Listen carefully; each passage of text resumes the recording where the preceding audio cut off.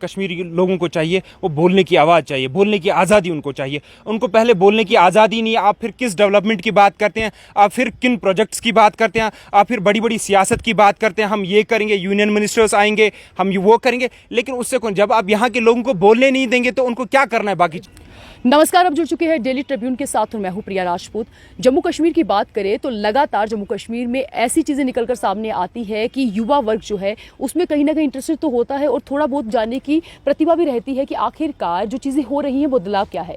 ये चीज़ आपको सिंपली तरीके से बता देते हैं कि अगर बात हम कश्मीर घाटी के लोगों की करें तो जो युवा वर्ग है वो लगातार चाहता क्या है, ये हम आप तक पहुँचाने की कोशिश कर रहे हैं, क्योंकि ज़मीनी स्तर पर हम ग्राउंड रियलिटी आपको बता रहे हैं कि जम्मू कश्मीर के लोग क्या चाहते हैं। क्योंकि खासकर बात हम कश्मीर घाटी की करेंगे क्योंकि जम्मू की बात जो भी है वो आप सब लोग जानते ही हैं। और वहीं अगर हम कश्मीर की बात करें तो लगातार जो नेशनल मीडिया में चीज़ें दिखाई जाती हैं वो कितनी सच है कितनी झूठ है, जब तक हम यहाँ के राजनेताओं से बात नहीं करेंगे, जब तक हम यहाँ पे सोशल एक्टिविस्ट से बात नहीं करेंगे, तब तक हमें चीज़ें नहीं समझ आएंगी कि आखिरकार यहाँ पर चल क्या रहा है। क्योंकि नेशनल मीडिया में जो चीज़ें दिखाई जाती हैं, जब ग्राउंड रिपोर्ट में वो चीज़ें निकलकर सामने आती है तो बहुत ज़्यादा बदलाव होता है। चलिए, इस वक्त हमारे साथ आदिल खान जुड़ चुके हैं, जो सोशल एक्टिविस्ट होने के साथ पॉलिटिकल एक्टिविस्ट भी हैं, युवा नेता है, क्योंकि डीडीसी इलेक्शन में भी इन्होंने जो है कदम रखा था और भी बहुत सारी जो चीज़ें में ये खासी जो है अपनी नॉलेज भी रखते हैं, चाहे आर्टिकल 370 की बात करें या फिर और तमाम ऐसे मुद्दे जो यहाँ पर हाईलाइट रहते हैं, काफ़ी नॉलेज इनको रहती है। चलिए, आज इनकी जो नॉलेज है वो आप लोगों तक भी साझा करेंगे और ये आवाज़ बनेंगे कश्मीर घाटी के युवाओं की कि आखिरकार कश्मीर घाटी के युवा चाहते क्या है। तो आदिल जी, सबसे पहले तो आपका स्वागत है डेली ट्रिब्यून में। आपका बहुत बहुत शुक्रिया जी सर, सबसे पहला जो सवाल है वो सवाल है कि कश्मीर के लोग क्या चाहते हैं, क्योंकि पूरे भारत के लोग इस चीज़ में उत्सुक है कि कश्मीर के लोगों को क्या चाहिए। डेवलपमेंट यहाँ पे मिल रही है, एजुकेशन यहाँ पर मिल रही है, जॉब्स यहाँ पर मिल रही है, A to Z फैसिलिटीज मिलने के बाद भी कश्मीर के लोगों को क्या चाहिए, आप बताइए। देखिए, कश्मीर के लोगों को क्या चाहिए, तो चाहने को तो बहुत चाहिए कश्मीर के लोगों को, लेकिन यहाँ का जो युवा वर्ग है, यहाँ की यंग जनरेशन है, यहाँ हर एक कश्मीरी को क्या चाहिए, उसमें अगर मैं बोलूँगा बुनियादी चीज़ यहाँ के कश्मीरी लोगों को चाहिए वो बोलने की आवाज़ चाहिए, बोलने की आज़ादी उनको चाहिए। उनको पहले बोलने की आज़ादी नहीं है। आप फिर किस डेवलपमेंट की बात करते हैं, आप फिर किन प्रोजेक्ट्स की बात करते हैं, आप फिर बड़ी बड़ी सियासत की बात करते हैं। हम ये करेंगे, यूनियन मिनिस्टर्स आएंगे, हम ये वो करेंगे, लेकिन उससे कौन, जब आप यहाँ के लोगों को बोलने नहीं देंगे तो उनको क्या करना है बाकी चीज़। बताइए, तो आप क्या बोलना चाहते हैं, जरा हमें भी तो पता चले कि आपको कहाँ बोलने नहीं दिया। पीएसए तो तब लगाते हैं जब आप कोई ऐसी चीज़ बोल देते हैं जिस पर वायलेंस हो जाए, कुछ ऐसी चीज़ हो जाए जिसमें कि लोगों को सिक्योरिटी ना मिले, तब पीएसए लगता है। देखिए, जितना अनाब शराब कश्मीर के लोग कश्मीर से बाहर लोग बोलते हैं, अगर यहाँ के कंपैरिजन में उसको देखा जाएगा तो उनको तो 50-50 साल की सज़ा होनी चाहिए, जहाँ से यहाँ जिस हिसाब से यहाँ लोगों को सज़ा दी जाती है, पीएसए, यूएपी, ये सारी चीज़। जितना अनाब शराब योगी आदित्यनाथ बोलता है, जितना अनाब शराब जम्मू में बोलते हैं लोग, जम्मू की बात नहीं हो रही, यूपी में, दिल्ली में, जो भी मैं कहूँगा जो कट्टर, जो क्या कहते हैं ना, वो वक्त जो लोग बने बैठे हैं ना, जितना अनाब शराब वो बोलते हैं ना, उस हिसाब से तो उन पे पीएसए कभी खत्म होना ही नहीं चाहिए। यहाँ किसी ने भी थोड़ी अपनी जुबान खोल दी कि यहाँ मेरे साथ जुल्म हो रहा है, उसको पीएसए लगा दो, उसे यूएपीए लगा दो, कोई सच बात कर रहा है तो उसको जेल डाल दो। आदिल साहब, आपको नहीं लगता है कि यहाँ पर जो पत्थरबाजी होती है ज़्यादातर पीएसए उन पर लगता है, या फिर जो कुछ ऐसे ट्वीट कर ले या सोशल मीडिया प्लेटफॉर्म्स में वायलेशन करने की कोशिश करते हैं, ज़्यादातर उन्हीं पर लगता है? आपको नहीं लगता ये जो चीज़ें हो रही है वो रुकने की सबसे पहले कोशिश जो है लोगों को ही करनी चाहिए? देखिए, मैं यही तो आपसे कह रहा हूं, अगर यहाँ आप कह रहे हैं पत्थरबाजी की बात करें या किसी और चीज़ की बात करें, यहाँ जब लोग किसी ने कोई थोड़ी सी, अगर मैं मानता हूं चलो किसी ने गलती भी की थोड़ी सी, लेकिन उसको आप इंट्रोस्पेक्ट करने के बगैर, उसको सिखाने के बगैर ही इसको जेल में डाल दो, उससे लोगों की नफरत ही हो जाती है, ना कि वो आपकी तरफ प्यार की वजह से आपकी तरफ आ जाएंगे। यही तो मसला है ना। आपने कभी इस चीज़ को इंट्रोस्पेक्ट नहीं किया, एनालाइज नहीं किया। आप गए क्या अभी किसी स्टूडेंट पेल्टर के घर गए हैं जिसको आपने स्टूडेंट पेल्टिंग में रेड हैंडेड पकड़ा है? अगर रेड हैंडेड पकड़ा, क्या आप उसके कभी घर गए? अगर नहीं पकड़ा है रेड हैंडेड तो फिर तो वो फेक ही है। चलिए आदिल जी, मैं अपनी ही बात बता देती हूँ कि मैं 15 दिन से कश्मीर घाटी में हूँ। मैं बहुत सारे ऐसे पत्थरबाजों के घर में गई, उनसे बात भी की। उनका एक ही मकसद है कि हमें आज़ादी चाहिए। बताइएगा कि जरा, अब जहाँ पर सबको राइट्स हैं, जहाँ पर वो बात कर सकते हैं, जहाँ पे एजुकेशन से लेके A to Z, यहाँ तक कि आप भारत के किसी भी कोने में जाएंगे आपसे कोई नहीं पूछेगा कि आप कहाँ पर हैं, तो आपको किसकी आज़ादी चाहिए? नहीं, मुझे लगता है अगर आप ऐसा बोलते हैं कि भारत के किसी भी कोने में जाएंगे तो आपको आज़ादी है हर चीज़ की, तो यहाँ पर आप गलत हैं। शायद आपने ये चीज़ें नहीं देखी है, पंजाब में कितने कश्मीरियों पे अटैक हुआ, वेस्ट बंगाल में, या बहुत जगह मैं कहूँगा बाहर बहुत जगह पे कोई कभी कुछ मसला। अभी एक टाइम पे यहाँ अटैक हुआ था, शायद पुलवामा के टाइम पे, मैं कह रहा हूँ, हाँ बिल्कुल पुलवामा के टाइम पे, उस टाइम पे वहाँ कश्मीरियों को बाहर टारगेट बनाएगा। यार, आप कोई गलती करता है आप सबको टारगेट बनाते हैं। आप सिर्फ कश्मीर के युवाओं पर ही नहीं कह सकते, ये केस हमने भी पढ़े थे कि वहाँ पर होता है, पर जम्मू के लोगों के साथ भी ऐसा होता है। ये बात सिर्फ कश्मीर के लोगों के साथ, मैं तो पूरे जम्मू कश्मीर की बात कर रहा हूँ, मैं थोड़ी कश्मीर की बात कर रहा हूँ, मैं पूरे जम्मू कश्मीर की बात कर रहा हूँ। जम्मू कश्मीर की आज़ादी तो कश्मीर को चाहिए ना, जम्मू को नहीं चाहिए। आज़ादी की बात, अब देखिए, आज़ादी की जब आप बात करते हैं वो एक बड़ा मुद्दा है। अब आप देखिए ना, आपने क्या वादे किए उस पर आप खड़े नहीं उतर पाए, तो आज़ादी को तो वो बहुत बड़ा मसला है। तो अब यहाँ बात कीजिए ना, आपने इंस्ट्रूमेंट ऑफ एक्सेशन साइन होता है कि इन 4 चीज़ों के बाहर आप नहीं जाएंगे।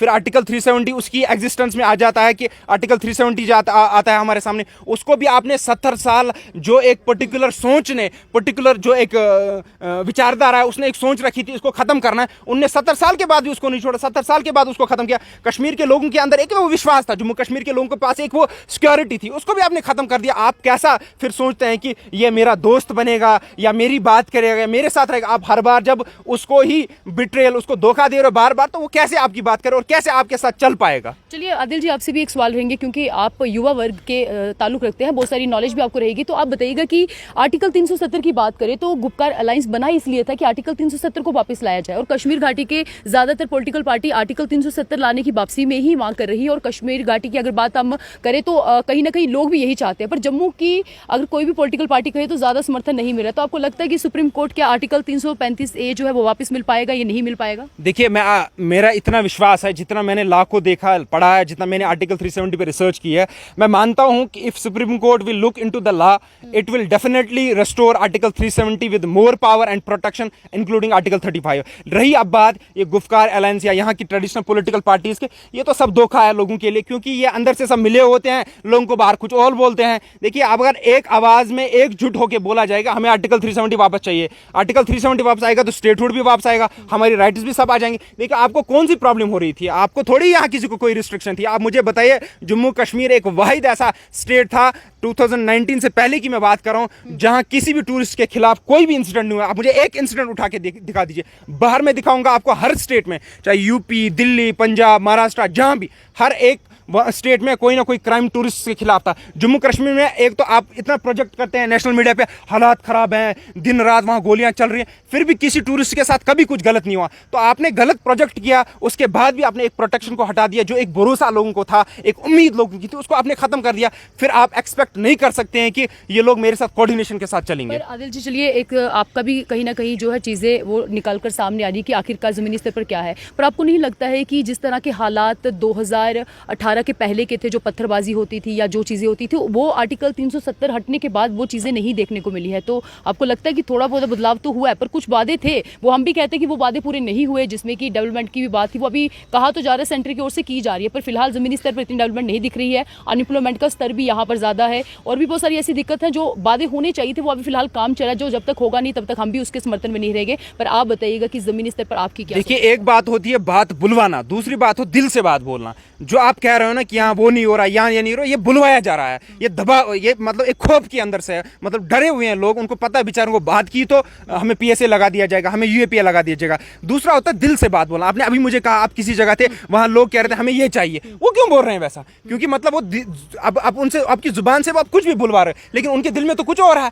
इसलिए तो मैं कह रहा हूँ, आप यहाँ बताइए दिल में क्या है, आप मैं ये बोल रहा हूँ, यहाँ के लोगों के दिल जीती है ना। अब मैं आपको एग्जाम्पल दूंगा, एक तरफ से एक बंदा है, दूसरी तरफ से दूसरा बंदा है। अब आदिल को कह रहे हो एक साइड से उसको लात मार रहा है, दूसरी साइड से उसको गले लगा रहा है बंदा, तो वो किधर जाएगा? आपसे मैं सवाल पूछना चाहता हूँ, वो उधर ही जाएगा जो उसको गले लगा रहा है, ना कि जो उसको लात मार रहा है। ये चीज समझने की कोशिश कीजिए ना आप। जहां से दिल, यहाँ अगर कोई चीज नहीं, आप पत्थरबाजी नहीं हो रहा तो अच्छी बात है, इसमें कौन सी बुरी बात है? ठीक है, लेकिन आप मुझे बताएं, यहाँ का युवा जब दिल से बोलेगा नहीं मुझे डेवलपमेंट चाहिए, मुझे पॉलिटिक्स करनी है, तब मैं मानूंगा ना। आप उस चीज पे खड़े उतरे ही नहीं है। यहाँ का युवा पॉलिटिक्स से क्यों दूर भागता है? यहाँ का नौजवान पॉलिटिक्स से क्यों दूर भागता है? इवन यहाँ के जो मैं कहूंगा यंग, जो हमारी जनरेशन, जो बुजुर्ग भी हमारे, वो भी भागते हैं। क्यों भागते हैं?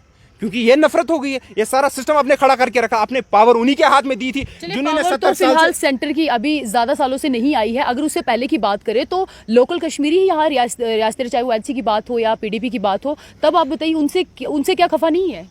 मैं तो वही कह रहा हूँ ना, अगर ये 70 साल से, तो ये बखेड़ा थोड़ी इधर होता है, ये प्रॉब्लम थोड़ी होती। इसमें सब जितने मुल्लविस बाहर की पार्टियां, सेंट्रल की जो सेंट्रल गवर्नमेंट होती थी, उससे ज्यादा यहाँ की स्टेट गवर्नमेंट उसमें मुल्लविस है। हमारे पास जो भी प्रोटेक्शन थी, अगर वो छीनी गई हमसे आज तक, उसमें पार्ट था यहाँ के स्टेट ट्रेडिशनल पॉलिटिशियंस। मैं तो सबको लपेटे में ले रहा हूँ, मैं थोड़ी बोल रहा हूँ। और लेकिन अब ये चीज़ है ना, अब ये सेंटर को भी समझना पड़ेगा, यहाँ के युवाओं को भी समझना पड़ेगा और बाहर के लोगों को भी ये समझना पड़ेगा। आपको यहाँ युवाओं को आगे करना होगा। यहाँ देखिए, अगर मैं आपसे एक बात कहूँगा कि यहाँ आर्टिकल 370 पे था, एक सुप्रीम प्रोटेक्शन थी। हम कहते हैं कि कॉन्स्टिट्यूशन में सबसे अगर किसी को प्रोटेक्शन मिली थी वो जम्मू कश्मीर को मिली थी। लेकिन आप मुझे बताइए डेवलपमेंट में कहाँ था जम्मू कश्मीर, क्यों नहीं हुआ? अब आपको मैं बताऊंगा 2019 के बाद 5 अगस्त के बाद कौन सा डेवलपमेंट हो, कुछ नहीं हुआ। आप मुझे एक उदाहरण दीजिए कि नहीं आदिल साहब ये डेवलपमेंट हो तो मैं मानूंगा। कोई कुछ नहीं हुआ, सब बर्बादी होता चला जा रहा है, कोई कहीं कुछ नहीं हो रहा है। इलेक्शन आपने करा एक स्टंट डीडीसी का, तो बाद में उनको कुछ पावर ही नहीं दिए, वो भी एक फ्लॉप शो ही निकला। चलिए, डीडीसी की बात जिस तरह से आपने की तो कहीं ना कहीं वहां पर बहुत सारी ऐसी पार्टी थी जो पहले बोल रही थी कि हमने इलेक्शन में पार्टिसिपेट नहीं करना, बाद में उन्होंने किया भी। तो चलिए, आपको क्या लगता है कि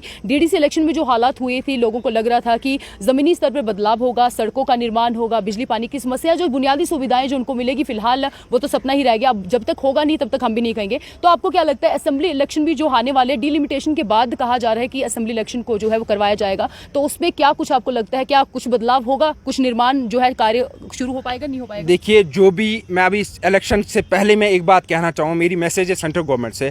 जो उन्होंने कदम 5 अगस्त 2019 को लिया था, जिस तरह उन्होंने दिन दहाड़े संविधान का कत्ल किया, डेमोक्रेसी का, लोकतंत्र का कत्ल किया, मुझे लगता है उनको इंट्रोस्पेक्ट करना चाहिए, अपनी गलती का उनको एहसास होना चाहिए। उनको पहले आर्टिकल 370 को रेस्टोर करना चाहिए, यहाँ के नौजवानों का दिल जीतने की कोशिश करनी चाहिए। आप किसी को डरा के उसका उस पर दिल पे उसकी जुबान से कुछ बुलवाना चाहते हो, उससे कुछ नहीं होता। वो 2 दिन 4 दिन 5 दिन रहेगा। आप यहाँ के नौजवानों का दिल जीतिए, उनसे उनकी दिल से जो आवाज़ निकलेगी फिर वही सच्ची वाली आवाज़ है और वही सच्चाई है। दिल से तो बात निकलती है, वो कम होती है, लेकिन वो सच्ची होती है। जुबान से आप कुछ भी बुलवाते हैं, किसी को बंदूक की नोक पे, किसी को प्रेशर की नोक पे, किसी को पैसे की नोक पे, ये चीज़ें नहीं चलती रही। आप यहाँ के नौजवान, जब यहाँ नौजवान एक नौजवान बोलेगा नहीं मुझे ये चाहिए, मुझे ये डेवलपमेंट करनी है, मुझे ये करना, मुझे स्कूल चाहिए, मुझे बिजली चाहिए, मुझे पानी चाहिए, मुझे यहाँ अच्छे स्कूल चाहिए, मुझे ग्राउंड चाहिए, सारी चीज़ें जब यहाँ का नौजवान ये बोलेंगे ना, तो तब मैं मानूंगा आपने कुछ वाकई बदल दिया है इधर। चलिए आदिल साहब, ऐसे तो बहुत सारे सवाल हैं जो आपसे पूछना हमारा बनता भी है और कहीं ना कहीं समय कम रह चुका है, क्योंकि आपसे यहाँ पर हम जो सवाल पूछ रहे हैं वो ये पूछ रहे हैं कि आखिरकार कश्मीर के लोगों को क्या चाहिए, क्योंकि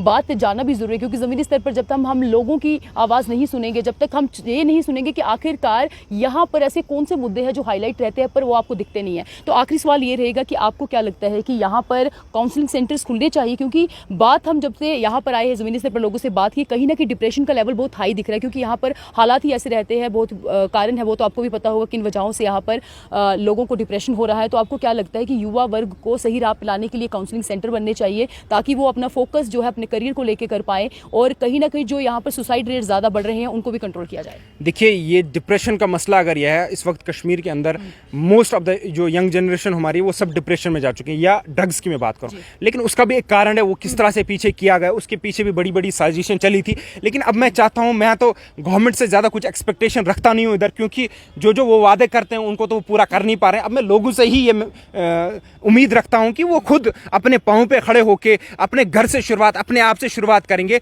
इंट्रोस्पेक्ट करेंगे, अपने आप को देखेंगे कि मेरे अंदर क्या चल रहा है, मेरे घर में क्या चल रहा है, कोई डिप्रेशन में तो नहीं है, कोई ड्रग्स में तो इन्वॉल्व नहीं है। इस चीज़ पे हमें खुद देखना पड़ेगा। उसके बाद अगर गवर्नमेंट काउंसलिंग सेंटर बना दी तो अच्छी बात है, कोई प्रॉब्लम नहीं है। आप बनाइए काउंसलिंग सेंटर, आप यहाँ के लोगों की काउंसलिंग कीजिए। लेकिन सबसे बड़ी चीज़ मैंने जो अभी कही आपको, आप यहाँ के लोगों की बात सुनिए, उनको बोलने की आज़ादी होनी चाहिए। जब वो बोलेंगे आप उनसे बात करेंगे, आप फिर सुलह से, मैं कह रहा हूँ, आप कोऑपरेशन कोऑर्डिनेशन से आप उनके साथ फिर जो भी करना है तो, लेकिन एक बातचीत से कीजिए। आप यहाँ 2 बंदों को लाते हैं, फिर यूरोपियन पार्लियामेंट से मिलाते हैं, उससे मिलाते हैं, इससे कुछ नहीं होता। आपके यहाँ यूनियन मिनिस्टर आ रहे हैं, मैं आपको चैलेंज के तौर पे बोलता हूँ, उनको भेजिए लोगों के बीच में उनको शुपियन भेजिए, उनको अनंतनाग भेजिए, उनको पुलवामा भेजिए, उनको बारामूला भेजिए, उनको गुलमर्ग भेजिए। मैं आपको एक एग्जांपल दूंगा, मेरी गुलमर्ग, वो कोई यूनियन मिनिस्टर नहीं है जो यहाँ आया फिर वो गुलमर्ग ना गया हो। मेरी गुलमर्ग को, मैं गुलमर्ग से ही बिलोंग करता हूँ, मेरी गुलमर्ग को तो वो देखने गया, लेकिन उसने देखा वहाँ की रोडों की हालत क्या है। आपने जो सवाल बताया ये हम पूछना ही चाहते हैं, पर समय कम रह चुका था इसलिए नहीं पूछा, पर अब ये पूछना चाहिए क्योंकि डल के बिल्कुल किनारे हम हैं और यहाँ पर अगर डेवलपमेंट की करें तो टूरिज्म जितने भी स्पॉट्स हैं उनका डेवलपमेंट किस तरह से होना चाहिए ये भी इनसे पूछा जाएगा। क्योंकि जो आपने मिनिस्टर्स की बात करें, जब भी वो आते हैं, खीर भवानी की बात हो, वो वहाँ भी आते हैं, गुलमर्ग जाते हैं,